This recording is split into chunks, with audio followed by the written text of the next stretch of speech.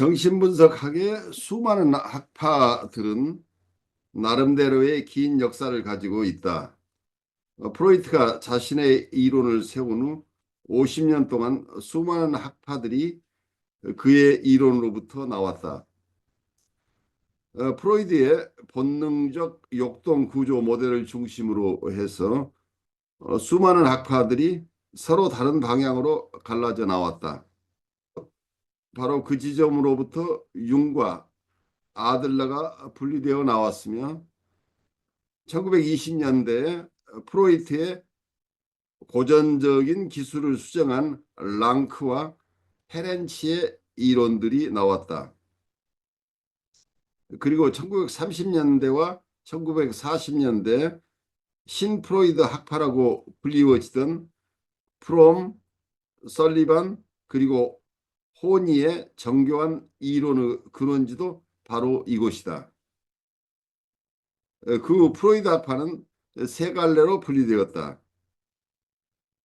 그중 한 갈래는 정통 프로이드 학파로서 그들은 프로이드가 자신의 생애 동안 발전시킨 그 이론을 그대로 고수하면서 어떤 이론의 수정도 거부했다.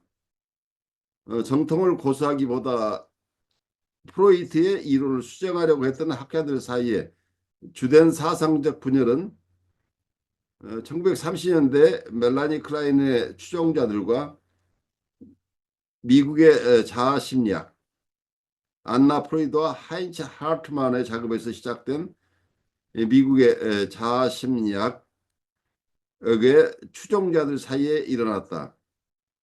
사실 프로이드 학파는 이들 세 개의 갈래를 제외하고도 다른 식으로 수정된 프로이드의 이론을 지지하는 수많은 분파들을 가지고 있다. 프로이드가 정신분석학을 세운 이후에 수없이 많은 이론적 분화들이 되어온 과정을 모두 다 추적하기는 굉장히 어려워요. 그리고 학파들을 어떻게 분류할까도 명확하지는 않습니다. 어떤 학자를 어느 한 학파에 속하는 것으로 한정 짓는 것 자체가 무리일 수도 있기 때문이죠. 그렇지만 큰 흐름을 이렇게 나누어 보면서 앞으로 계속해서 공부를 하게 될 거예요.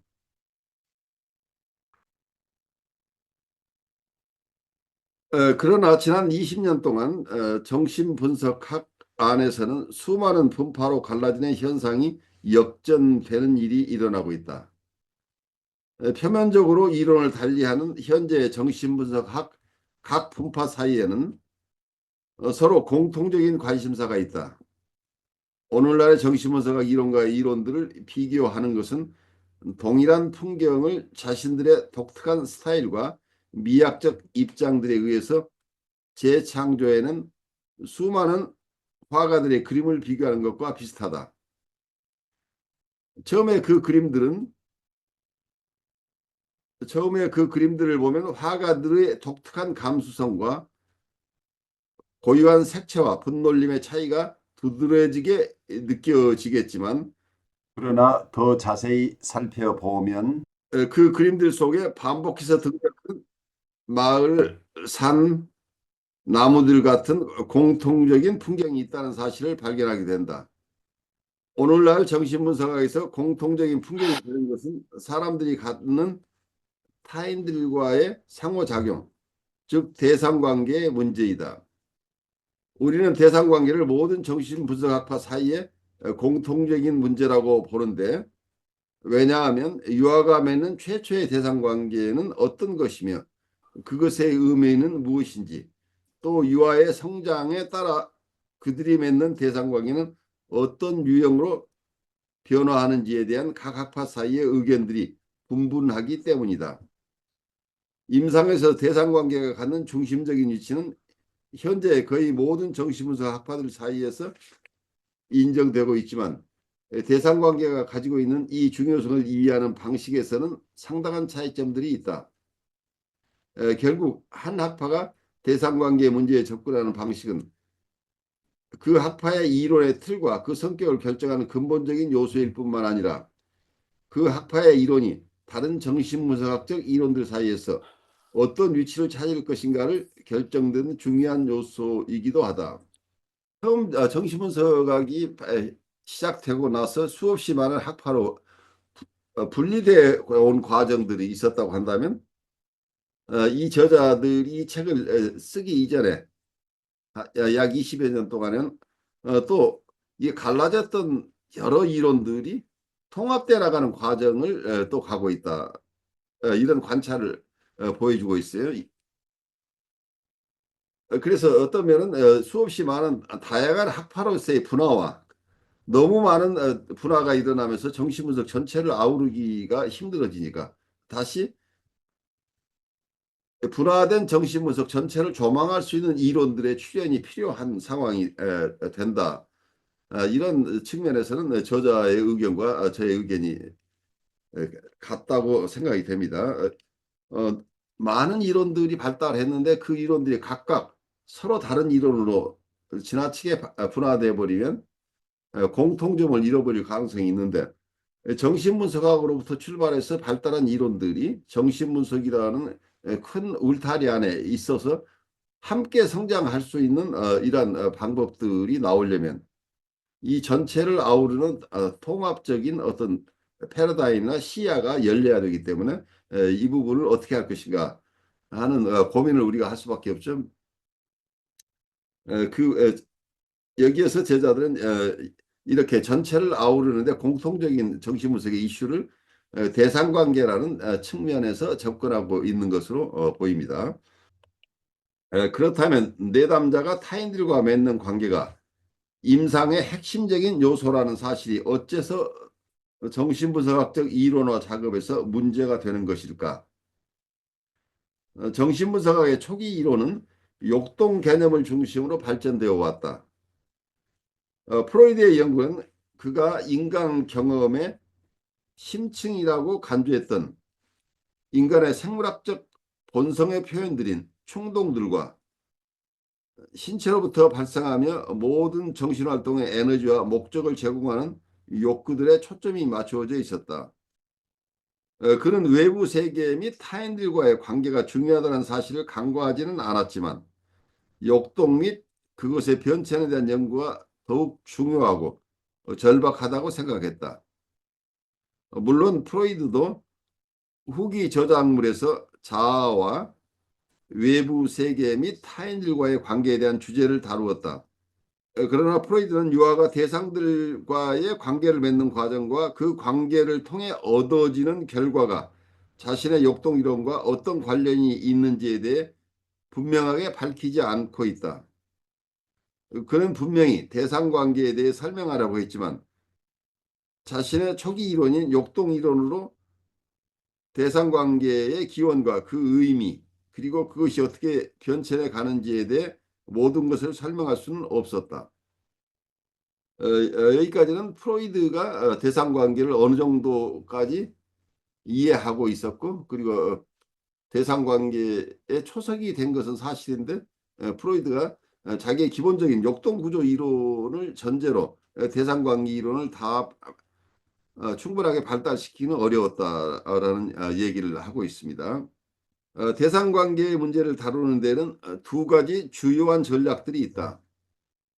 그 첫 번째는 프로이트처럼 본질적으로 기존의 역동 이론을 유지하면서 대상 관계를 강조하는 후기 임상 결과물을 설명하기 위해 원래 이 이론 모델을 확장하고 수정하는 것이다.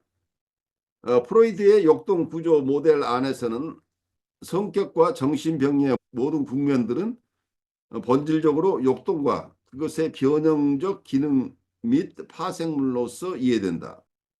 따라서 역동 구조 모델을 그대로 유지한 채 대상관계의 문제를 해결하려면 유아가 타인과 맺는 관계들 그리고 그 관계들에 대한 개인의 내적 표상들이 변화하는 과정을 역동 자체의 변천 과정으로 보아야만 한다. 이 첫 번째 전략을 채택한 프로이드와 후기 이론가들은 주로 역동의 분출과 관련하여 대상들의 역할을 이해했다. 말하자면 대상들을 역동의 분출을 금지하거나 촉진시키거나 혹은 욕동의 표적으로서 존재한다.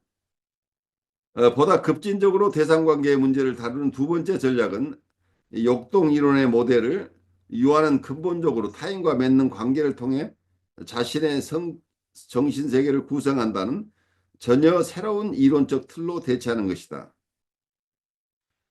이러한 입장에서 보면 인간의 행동을 유발시키는 동기는 누적된 긴장을 해소하기 위해 자신의 욕동을 방출하려는 데 있는 것이 아니라 특정한 방법으로 타인과의 관계들을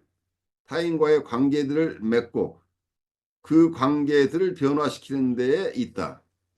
이러한 입장은 1940년대 설리반과 페어베언의 저작에서 가장 명확하게 드러난다. 우리는 이 두 이론가들의 이론이 욕동 구조 모델에 맞서는 하나의 대안으로 간주될 수 있다고 본다. 여기까지 얘기를 하면서 프로이드 중심의 대상관계, 프로이드가 봤던 대상관계에는 역동 구조 이론을 전제로 해서 대상관계 이론을 발달시켰다고 한다면 프로이드의 접근 방법과 근본적으로 다른 새로운 급진적인 대상관계 이론이 발달했다고 설명을 하면서 여기서는 1940년대에 두 이론가를 채택하고 있어요. 그중에 미국의 설리반과 그리고 영국의 페어베언이죠. 이 두 사람은 어떤 대상관계를 접근하는데 대상관계의 문제를 접근하는데 가장 혁신적인 어쩌면 가장 급진적인 학자들이라고 이렇게 보고 있습니다. 혁신적이고 급진적이라고 하는 것은 프로이드의 역동구조 모델과 다른 모델이라는 얘기죠. 그 이론들의 다양함과 복잡성에도 불구하고 정신분석학 안에 있는 모든 이론들은 대상관계에 대한 보다 나은 설명을 내놓기 위해 경쟁관계 속에 놓여 있으며 역동구조 모델을 보존하는 전략과 그 모델을 근본적으로 다른 모델로 바꾸려는 전략 사이에 변증법적 갈등 아래 있다. 하나의 연구가 이 두 이론적 모델 중 어느 입장에 서 있는지를 알 때만이 그 연구가 가진 성격을 보다 잘 알 수 있으며 그 이론이 다른 이론들과 어떤 점에서 비슷하며 어떤 점에서 다른지를 명확하게 알 수 있다. 우리의 목적은 각 모델의 밑바탕에 있는 원리들을 분명히 알리고 그 모델들과 관련해서 정신분석 역사상 주요 이론가들을 자리매김하는 것이다. 정신분석 역사 속에서 가장 중요한 쟁점은 어떻게 대상관계가 가지고 있는 엄청난 임상적 중요성을 설명할 것인가 하는 점이다. 주요한 모든 정신분석학적 연구자는 이 문제를 다루어야만 했으며 그것을 해결하는 이론가의 방식은 그의 이론의 기본적인 방향을 결정했다. 그리고 그것은 이후의 이론화 작업의 기초가 되었다.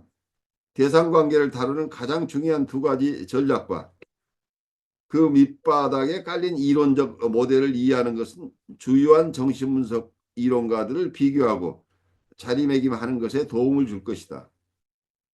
뿐만 아니라 대상관계에 대한 두 가지 모델보다 덜 중요한 논쟁점과 정신분석학파 내부의 세력관계 그리고 용어 사용의 차이에 의해서 희석된 이론들 간의 차이점과 유사점을 분명히 해줄 것이다. 여기에서 대상관계에 대한 근본적인 접근의 차이들을 잘 이해하게 되면 각 학파 간의 다른 점과 공통점을 분명하게 이해하기 쉽게 된다 하는 이야기를 하고 있어요. 그래서 어쩌면 정신분석학에 대한 비교 정신분석학적 연구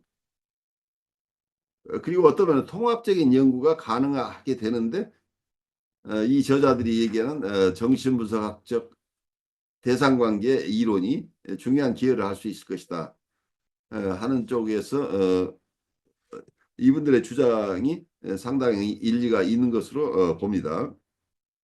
이 책에서 나오는 정신분석학 이론의 역사와 대상관계에 대한 논쟁점에 대한 접근 방식은 기존의 대상관계 이론에 대한 논평들에 비해 관점이 다를 뿐만 아니라 이론들을 다루는 범위 역시 훨씬 넓다. 왜냐하면 기존의 논평들은 역동 이론 모델이나 대상관계 모델 중 하나의 모델을 바탕으로 쓰여졌기 때문이다. 역동 구조 모델을 고집하거나 그 이론을 부분적으로 보완하려는 조정 전략을 따르는 학자들은 혁신적인 새로운 모델을 지지하는 급진적인 이론가들의 연구를 무시하려고 한다. 그 반대로 혁신적인 모델을 지지함으로써 역동 이론으로부터 탈피하고자 하는 전략을 따르는 사람들은 역동 구조 모델의 틀 안에서 자신의 이론을 세운 대상관계 이론가들을 무시하는 경향이 있다.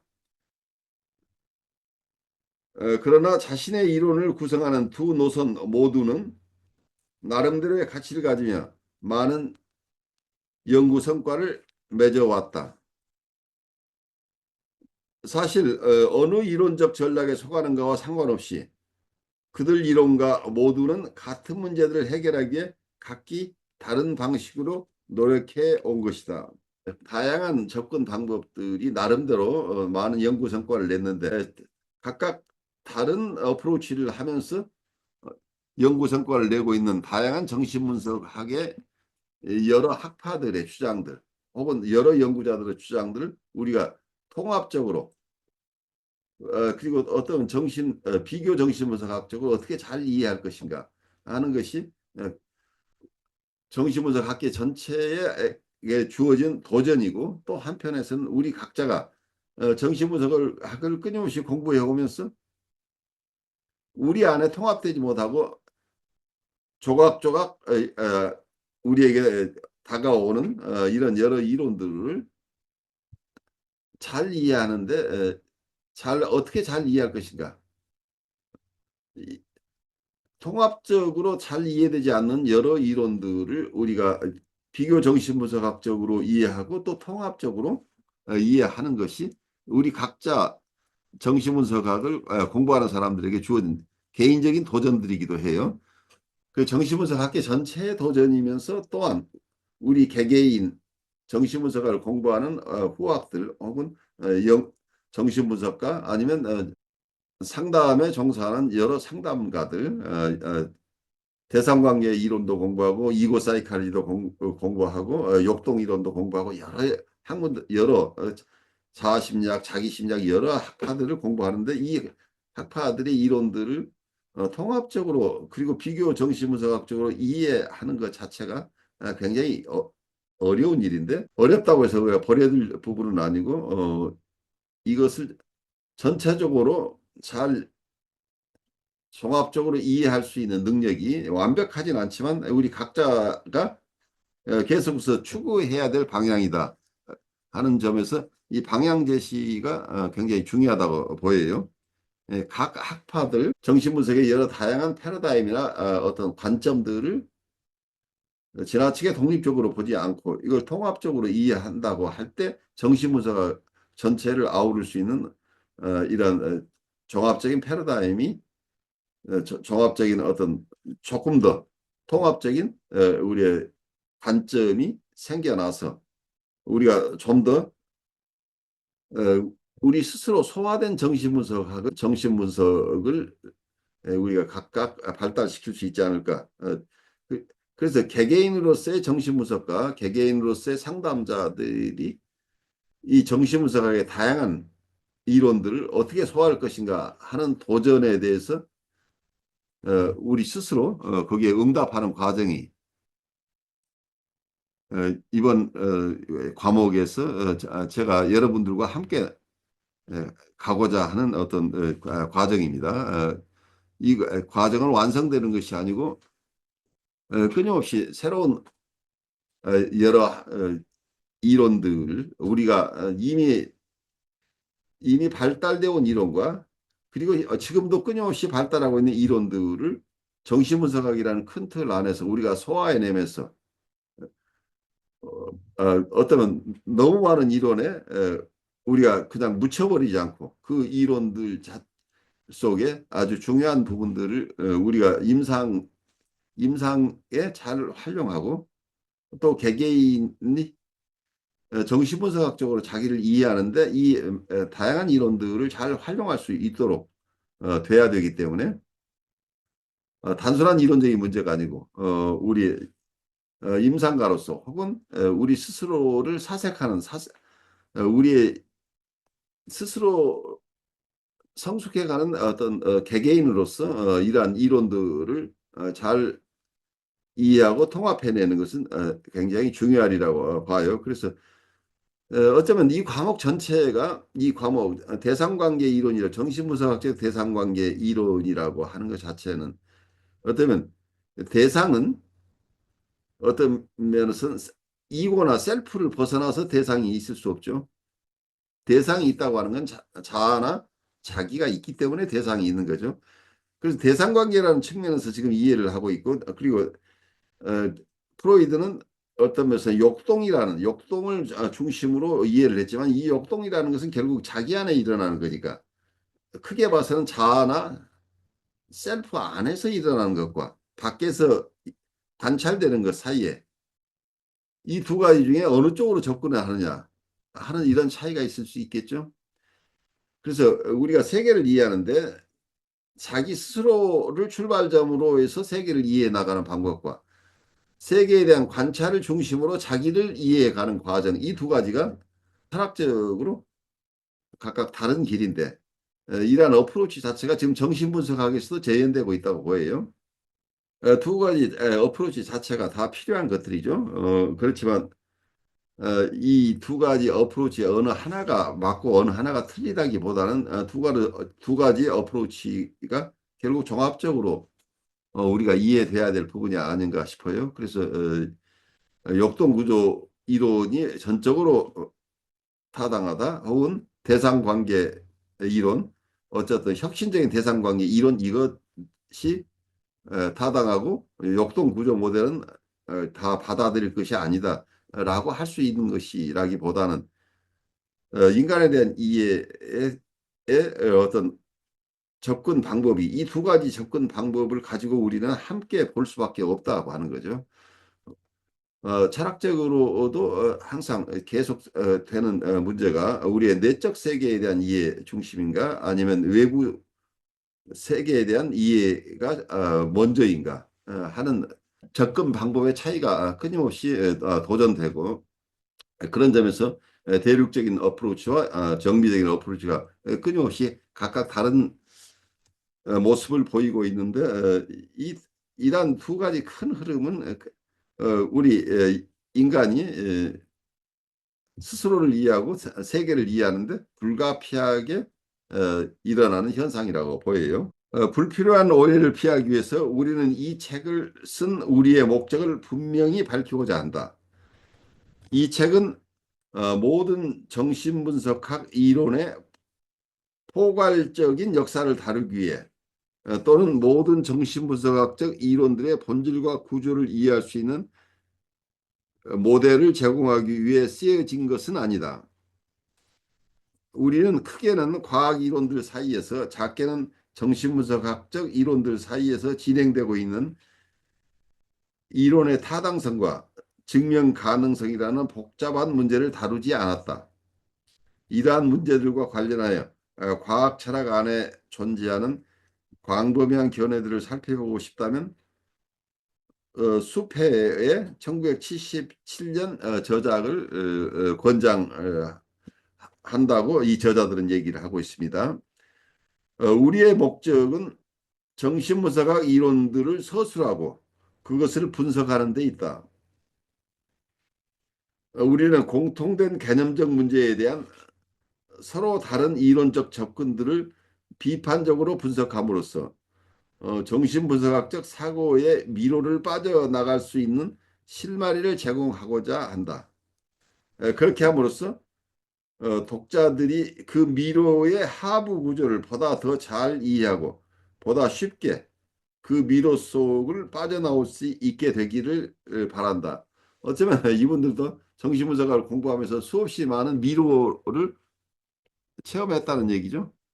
여러 이론들에 들어가다 보면 한 이론에 그 다양한 속에 묻혀버려서 다른 접근 방법들과 함께 조화할 수 있는 것이 만만치 않아서 어, 어느 한 이론에 그냥 경도돼 버려서 전체적인 정신분석의 틀을 놓쳐버릴 수도 있는 이런 어려움들을 이분들도 체험하고 있지 않은가 하는 생각을 해요. 그래서 이 정신분석 전체의 포괄적인 역사나 혹은 모든 정신분석학적 이론들의 본질과 구조를 이해할 수 있는 모델까지를 이분들이 목표로 하지는 않아요. 너무 야심찬 목표를 우리는 가지고 있지 않다라고 얘기를 하고 있어요. 그만큼 어려운 일이에요. 어려운 일이죠. 그래서 이분들은 자기들이 이 저작을 통해서 달성하고자 하는 목표를 조금 더 구체화해서 설명을 하고 있어요. 그래서 이분들이 얘기하고 있는 것은 공통된 개념적 문제에 대해 서로 다른 이론적 접근들을 비판적으로 분석한다는 이런 입장을 취하고 있습니다. 그렇게 함으로써 정신분석학적 사고의 미로를 빠져나갈 수 있는 실마리를 제공하고자 한다. 어떤 면에서는 정신분석학의 어떤 상세한 것에 들어갔을 때 그게 하나의 미로처럼 느껴져서 전체적인 정신분석학이라고 하는 큰 틀 속에서 이걸 조망할 수 있는 이러한 방향 감각을 상실할 수 있는데 이러한 어떤 미로로부터 빠져나올 수 있는 신마리를 어, 이분들은 제공하고 싶어 하는데 그 제공하는 방법이 정신분석에 있어서 아주 중요한 공통된 개념적 문제들에 대한 서로 다른 이론적 접근들을 비판적으로 분석한다 하는 이런 방식으로 이분들은 우리를 돕고자 하고 있다고 설명하고 있어요. 그래서 정신분석의 하부 구조를 좀 더 이분들은 잘 설명하고 싶어 한다는 하부 구조 속에 가장 밑바닥에 있는데 역동 구조 모델인가, 역동을 중심으로 한 이론인가, 또 하나는 관계를 중심으로 한 모델인가. 그래서 역동 구조 모델인가, 대상관계 모델인가. 이러한 근원적인 하부 구조에 대한 설명, 하부 구조에 대한 연구, 하부 구조에 대한 분석을 통해서 어, 각각 다른 학파들의 어떤 입장에 있는가를 이 개념들을 명료하게 함으로써 정신분석이라는 큰 테두리 안에서 통합적인 견해를 가지지 못하고 미로 속에 있는 여러 독자들에게 이분들은 그 미로로부터 빠져나올 수 있는 실마리를 제공하고자 한다. 이렇게 이해하면서 조금 더 이분들의 얘기를 들어보죠. 정신분석학 이론들을 비교하는 과정에는 위험이 따른다.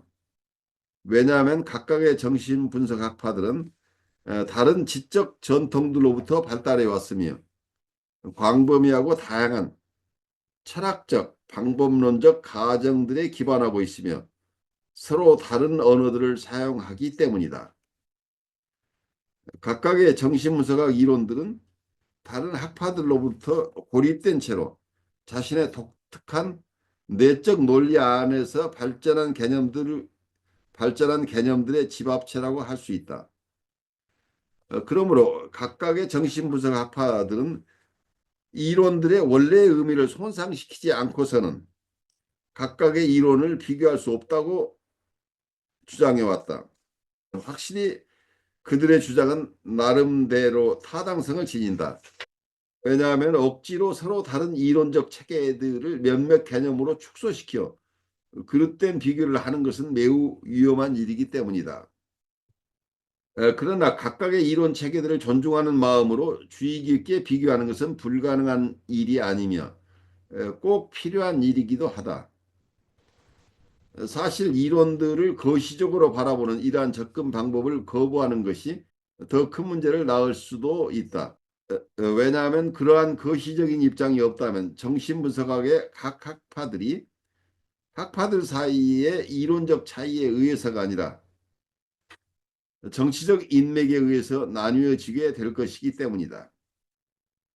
더 나아가 이러한 학파들 사이에 불리는 정신분석학 이론들을 임상적이고 이론적인 질문들과 과정들을 가지고 성장하는 체계가 아니라 일련의 종파적인 신념 체계로 타락시킬 것이다. 이 얘기는 어떤 면에서 현실 비판이기도 하죠. 각 학파들 사이에 어떤 영역 다툼 비슷하게 그리고 어떤 중요한 인물을 중심으로 각 학파들이 정치적 인맥, 정신분석 안에 정치적인 인맥에 따라서 다양한 어떤 접근이 일어날 수도 있다는 얘기를 하고 있어요. 정신분석의 각 학파들이 각자들의 입장을 고수함으로써 바른 이론적이거나 임상적인 관찰을 중심으로 한 어떤 다툼보다는 정치적, 정신분석 학계 내의 정치적 인맥에 따라서 여러 다른 입장을 취할 가능성이 있어서 어, 이러한 거시적인 통합적인 관점을 가지고 있지 않다면 위험하다라는 얘기를 하고 있어요. 그래서 잘못하면 자기가 공부한 어떤 이론만을 고집함으로써 종파적인 신념 체계가 정신분석이 되어버릴 가능성이 있다고 보고 있어요. 어, 학파 사이에 불리는 정신분석학 이론들을 임상적이고 이론적인 질문들과 가정들을 가지고 성장하는 체계가 아니라 일련의 종파적인 신념 체계로 타락시킬 수도 있다는 얘기를 하고 있어요. 지나치게 학파들 사이에 분리돼 있어서 서로가 서로를 이해하지 않는 이런 입장이 된다고 한다면 이걸 통합적으로 전체적으로 정신분석을 이해하기보다는 각 학파 중심의 이론에 매몰됨으로써 모든 학파에선 정신분석 자체도 그렇고 모든 과학적인 탐구는 여러 가지 질문과 그리고 가설을 어떤 하이파서시스를 가지고 과학적인 접근을 하는데 이 가정을 중심으로 겸손하게 이 학문이 발달하지 않고 자기들이 주장하는 어떤 이론만이 절대적으로 옳은 것이다. 라는 이런 맹신에 가까운 어떤 태도가 나오게 되면 정신분석학 자체의 발달에 지장을 가져올 가능성이 높다고 보는 거죠. 그래서 현실적으로 어, 각 학파가 자아심리학자는 자아심리학자, 자기심리학자는 자기심리학자, 대상관계 이론가는 대상관계 이론 이런 그런 학파에 속하는 분들이 쓰는 논문 자체가 전체 정신분석학에서의 논거들을 서로 비교 연구하는 것이라기보다는 어, 대부분의 대부분이라고 얘기는 어렵지만 많은 논문들이 자기 학파 내의 이론들을 근거로 해서 그 안에서만 소화된 이론들 이런 그 좁은 울타리 안에서의 이론들 중심으로 계속 이론이 발달하다 보면 서로 간에 각 학파 간의 거리가 점점 멀어져서 정신분석학이라는 큰 테두리 안에서 발달하기보다는 각각 다른 이론들이 돼버릴 가능성도 있다. 이런 얘기를 이런 우려를 우리가 가질 수도 있는 것이죠. 모든 과학적인 이론들은 가설을 전제로 하기 때문에 절대적으로 맞고 틀린 것은 없어요. 왜냐하면 그 가설을 전제로 한 거기 때문에 어떤 학문이거나 이러한 기본적인 가설을 전제로 연구하고 있는데 많은 그 연구자들이 기본적인 가설에서만 이러한 어떤 연구 결과가 타당하다는 것을 잊어버리고 기본적인 가설 자체가 없는 것처럼 어떤 연구 결과를 절대시하는 경우에는 이미 과학적인 태도를 상실하는 경우들이 발생하겠죠. 예를 들어서 정신분석학의 여러 어떤 우리의 연구 결과는 정신분석학이라는 어떤 테두리 안에서 타당한 거죠. 정신분석학에는 근본 가설들이 있는데 이두 가지를 가장 큰 가설로 보고 있어요. 첫 번째는 무의식의 세계를 인정한다는 것. 그래서 이론적으로 무의식의 세계를 인정하지 않는 여러 이론들이 있어요. 그래서 정신분석학에서 나오는 여러 연구 결과는 무의식을 이해하는 사람만이 무의식을 받아들이는 사람에게만 타당해요.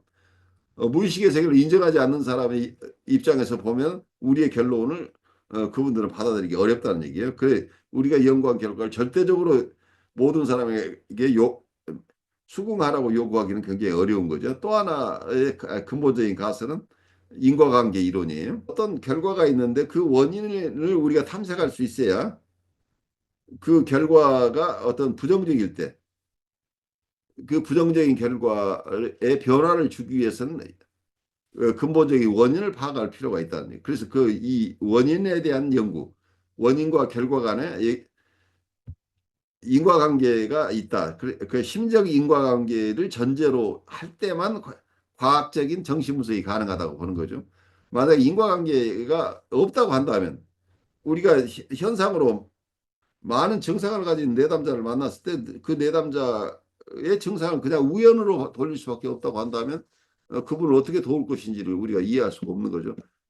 하지만 이러한 증상이 어떤 근본적인 원인에 의해서 발생한 것이라고 한다면 그 원인 지금 일어나고 있는 증상의 원인들을 제거할 수 있는 어떤 접근법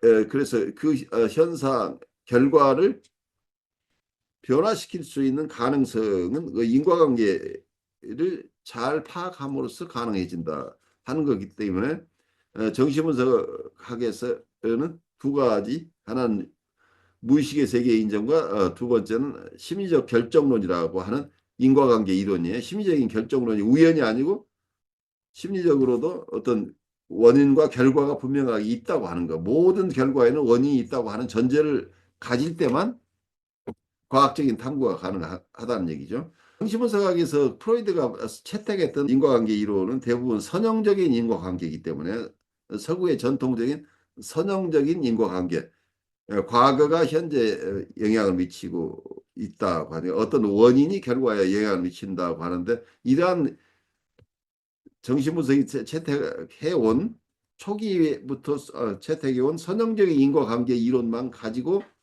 우리를 이해하거나 대상을 이해하는 것이 한계에 봉착하기 때문에 이러한 근본적인 프로이드의 근본적인 인과관계 이론에 어떤 수정을 가할 필요가 있다고 하는 점에서 상호적인 인과관계 이론이 정신분석학의 내에 상당한 부분 수용되고 있어요. 그래서 근본적인 가설이 달라지는 거예요. 그런 경우에는. 그, 그 정신분석학이라고 하지만 정신분석이 근본적인 가설이 무엇인가가 굉장히 중요한데 그 근본적인 가설이 달라질 때는 그 선형적인 인과관계를 중심으로 한 정신분석학과 상호적인 인과관계를 받아들인 이후에 정신분석학이 달라지는 거죠. 그런 점에서 정신분석학이 최근에 들어서서 관계적인 정신분석 이론 혹은 인터서브젝티브 이론으로 이렇게 발달해 오는데 정신분석학을 공부하는 사람 안에서는 그 정신분석학 내에서의 어떤 이론적인 다툼이라고 생각을 하지만 사실은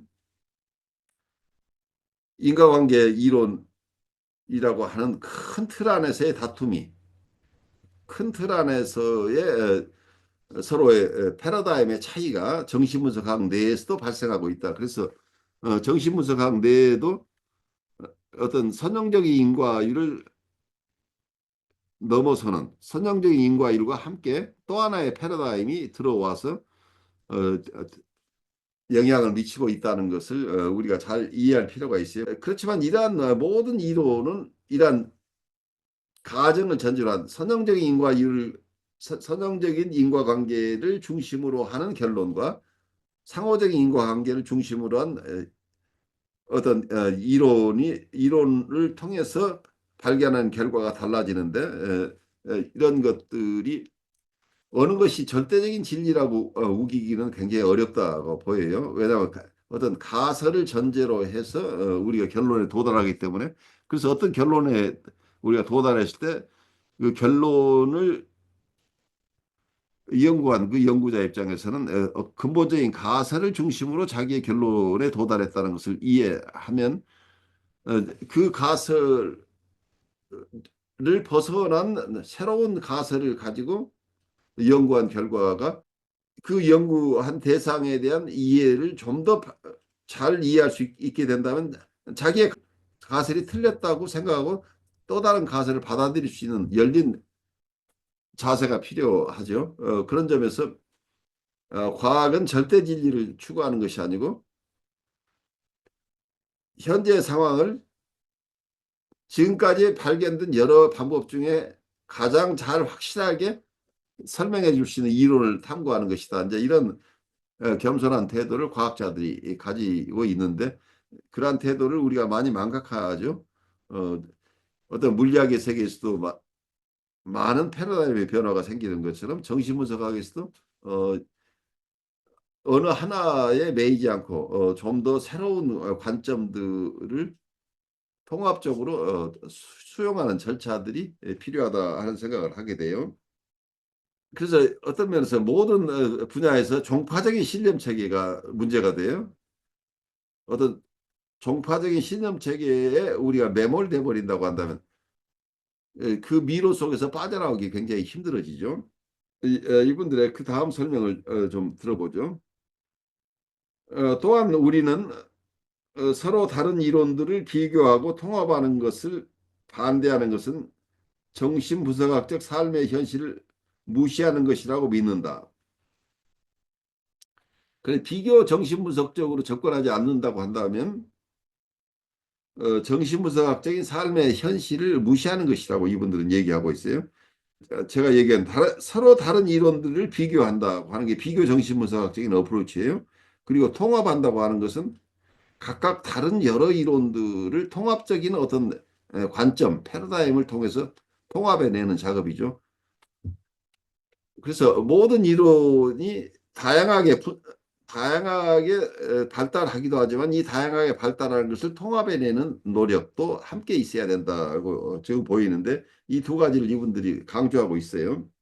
모든 분석가는 심지어 그가 스스로를 가장 이론적이지 못한 분석가라고 할지라도 그 역시 적어도 넓은 의미에서는 이론가이다. 우리 모두가 이론가라는 얘기예요. 우리가 정신분석학 분야뿐이 아니에요. 우리가 살아가는 삶 자체에서 우리는 모든 경우에 어떤 우리 나름대로의 이론을 가지고 살아가죠. 여러분들 모든 경우에 어떤 상황 판단 속에서 어떤 결정을 지어가는 과정 속에서는 여러분 나름대로의 이론들이 가지고 여러분들이 세상을 파악하고 있는 방식이 거기에 적용되고 있다는 얘기예요. 자기가 특별하게 무슨 이론가라고 하지 않지만 모든 상황 속에서 우리는 어떤 가정, 가설, 어떤 이론을 가지고 거기에 대응하고 있는 거죠. 어떤 방향으로 가겠다는 결정을 하는 매 순간 우리는 그런 결정을 하게 된 배경의 이론을 가지고 있다는 얘기예요. 삶에 대해 자신이 알고 있는 것을 통해서 분석가는 환자가 하는 이야기를 이해한다. 스스로 명료하게 의식하고 있든 전혀 의식하고 있지 않든 간에 분석가는 자신이 읽고 보고 살았던 경험으로부터 얻어진 이론을 통해서 환자를 이해한다. 극도로 교조적인 사람을 제외하고는 각 분석가의 임상적 처치는 이미 다양한 경험들로부터 배운 정보들을 종합함으로써 얻어진 이론에 기초하고 있다. 우리는 정신분석학 이론들을 드러내놓고 비교함으로써 분석자들에게 이미 문자화된 이론들에 대한 날카로운 관점을 제공하고자 한다. 그렇게 함으로써 우리는 항상 정보를 종합해야 하는 그들의 임상 작업에 도움이 되었으면 한다. 여러분들이 상담자나 여러분들의 목회자나 혹은 정신분석가로서 활동하면서 수없이 많은 이론들을 우리는 공부해 왔어요. 그냥 우리가 집중적으로 공부하지 않더라도 많은 이론들을 우리가 들어 알고 있는 거죠.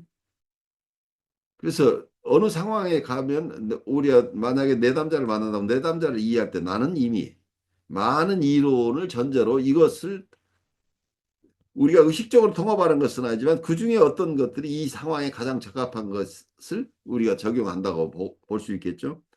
그래서 많은 이론들을 공부한 것들이 결국은 잘 통합돼서 적용을 하건 잘 통합되지 않은 상태에서 적용이 되건 우리 각자가 많은 이론을 배경으로 해서 그때그때 그 상황에 맞는 이론을 배경으로 내담자를 만날 수밖에 없다는 얘기예요. 그래서 우리가 원하거나 원하지 않거나 우리는 각자가 이론가들인데 우리 일상 삶 안에서도 우리는 많은 이론을 가지고 살아요. 근데 내가 어떤 이론을 전제로 이렇게 산다고 의식화하지 않지만 대부분 무의식적으로 우리는 어떤 판단을 하는데 판단을 하는 근거들을 가지고 있죠. 거기에 대한 인과관계에 대한 판단이 장 중요하죠. 이것은 이랬기 때문에 나는 이렇게 한다가 이것은 지금 나는 이런 상황에 처한 건 이런 원인 때문이니까 나는 이것을 어떤 방향으로 추구하겠다. 아니면 어떤 방향으로 대처하겠다. 이제 이런 결론이 나오는데 이런 것들이 의식화되기보다는 대부분 무의식적으로 일어난다고 보여요. 그래서 정신분석을 공부한 분들도 여러분들이 잘 보시면 매주 매번에 여러분 내담자를 만나는 과정 속에서 여러분들이 어떤 이론을 생각해서 어떤 인터벤션을 하는 것은 아니죠. 내담자와 관계에서 현재 내담자의 여러 상황에 맞게 필요할 때 내가 여러 인터벤션을 하는데 그 인터벤션의 배경 속에는 내가 의식화해서가 아니라 내가 이미 무의식화돼 있는 내 무의식 속에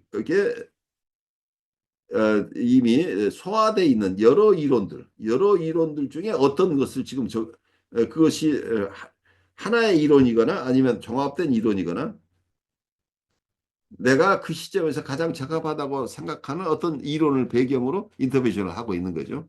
나는 그 이론이 무엇인지를 생각하지 않지만 결과는 인터벤션으로 나오는 거죠. 내담자와의 관계 속에서 내가 지금 어떻게 처신하고 내담자를 어떻게 이해하고 그리고 내담자에게 내가 어떻게 개입하는가 하는 이 모든 것이 어떤 이론적인 틀 안에서 일어나는데 그 이론의 틀은 우리가 의식화된 이론이라기보다는 내 무의식 속에 있는 이론들이라고 보여요. 그래서 어쩌면 내 안에 잠재되어 있는 이론들이 잘 소화되고 통합된 이론이라고 한다면 우리에게 큰 도움이 되겠지만 내가 어떤 교조적으로 어느 하나의 이론에 매여 있다고 한다면 그 교조적인 이론 하나를 가지고 현재 상황에 적합하지 않은 상황에서도 계속 잘못된 개입을 해나갈 가능성도 충분히 있는 거죠. 그래서 우리가 많은 이론을 공부하는 것이 그 이론 하나를 가지고 모든 환자를 보자는 것은 아니에요. 여러 이론을 우리가 잘 소화해냄으로써 내담자를 만났을 때 그 내담자의 그 시점, here and now, 지금 여기에서 사용될 수 있는 적합한 언더스탠딩, 적합한 어떤 이해를 형성하고 그 이해를 바탕으로 적합한 개입을 할 수 있도록 하려면 내 안에 이론이 충분하게 이론이나 또 임상적인 경험이 축적돼 있어야 된다는. 그래서 이론적인 틀과 임상적인 경험들이 우리의 무의식 속에 풍부하게 잘 관리되고 잘 저장되어 있다고 한다면 이 잠재된 어떤 나의 이론적인 이해와 그리고 임상적인 체험들을 바탕으로 좀더 내담자를 잘 이해하고 그리고 거기에 적합한 개입을 해나갈 수 있게 된다고 이렇게 설명할 수 있을 것 같아요. 이 저자들이 이 독자들에게 자기들이 왜 이 책을 썼는지를 설명하고 있어요. 이분들이 많은 수고를 했는데 수고한 목적이 무엇인가? 이분들이 추구하고 있는 것이 무엇인가? 무엇을 위해서 이분들이 이 어려운 영역의 공부를 계속해 왔는가 하는 본인들의 입장을 잘 설명하고 있다고 보여요.